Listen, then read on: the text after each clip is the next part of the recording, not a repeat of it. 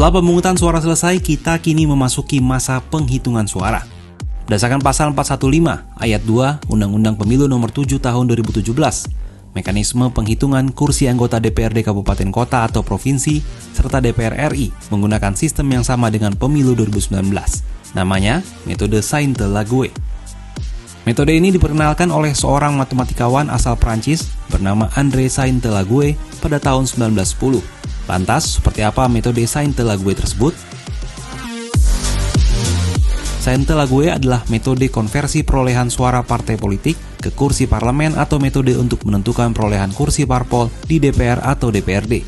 Penerapan metode didasarkan pada perolehan suara terbanyak parpol dari hasil pembagian yang diurutkan sesuai dengan jumlah ketersediaan kursi di setiap dapil. Sainte-Laguë menggunakan bilangan pembagi suara berangka ganjil, yakni 1, 3, 5, 7, 9, dan seterusnya untuk mendapatkan kursi. Bagaimana cara penghitungannya? Kita buat ilustrasi perolehan suara DPR di daerah pemilihan X. Di dapil ini terdapat 5 parpol yang dinyatakan lolos ambang batas parlemen dan terdapat 5 kursi yang diperebutkan. Suara setiap parpol didapatkan dari gabungan suara seluruh caleg partai itu serta suara yang diberikan ke parpol.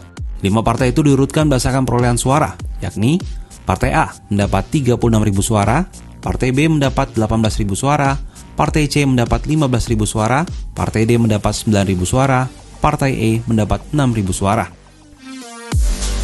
Untuk penghitungan kursi pertama dengan metode Sainte-Laguë, seluruh perolehan kursi masing-masing parpol akan dibagi dengan bilangan 1. Dengan demikian, partai yang memperoleh suara terbanyak adalah Partai A dengan jumlah 36.000 suara. Kursi pertama menjadi milik Partai A. Perhitungan kursi kedua dikarenakan Partai A telah mendapat kursi pada pembagian kursi pertama, maka pada pembagian kursi kedua, Partai A dibagi dengan angka 3. Sementara itu, Partai B, C, D, dan E tetap dibagi angka 1 karena belum mendapat kursi. Berdasarkan hasil perhitungan, maka yang berhak atas kursi kedua adalah Partai B dengan perolehan 18.000 suara, suara terbanyak dibanding partai lainnya.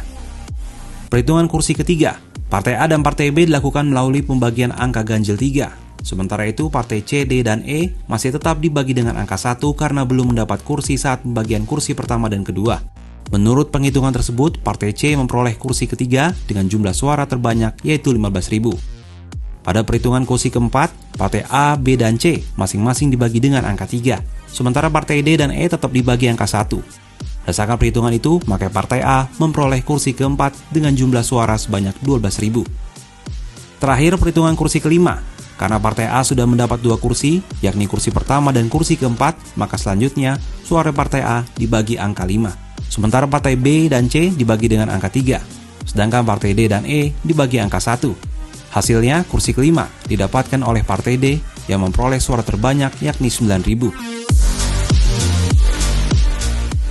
Urutan caleg di satu parpol yang berhak atas kursi anggota legislatif berdasarkan jumlah suara yang bisa dikumpulkan oleh setiap caleg. Semakin banyak caleg mendapat suara, maka semakin besar peluang yang menjadi legislator. Nantinya penghitungan suara DPR akan dilakukan dalam 3 tahap. Tahap pertama, penentuan partai politik yang lolos ambang batas parlemen, yakni 4% dari total suara sah. Kedua, penentuan kursi per parpol. Ketiga, penentuan calon anggota legislatif yang memperoleh kursi. Pada tahap penghitungan kursi, parpol yang tak lolos ambang batas parlemen tak akan diikutkan dalam penghitungan perolehan kursi DPR. Namun, ketentuan ini tak berlaku bagi penghitungan kursi DPRD Provinsi dan DPRD Kabupaten Kota, sebab di daerah tidak berlaku ambang batas parlemen. Dengan demikian, untuk DPRD Provinsi dan DPRD Kabupaten Kota hanya ada 2 tahapan, yakni menentukan perolehan kursi parpol, lalu menentukan caleg yang mendapat kursi. KPU dijadwalkan untuk melakukan proses rekapitulasi suara pada 15 Februari hingga 20 Maret 2024. Selanjutnya, pelantikan anggota DPR atau DPRD akan berlangsung pada 10 Oktober 2024 dan dilanjutkan dengan pelantikan Presiden dan Wakil Presiden pada 20 Oktober 2024.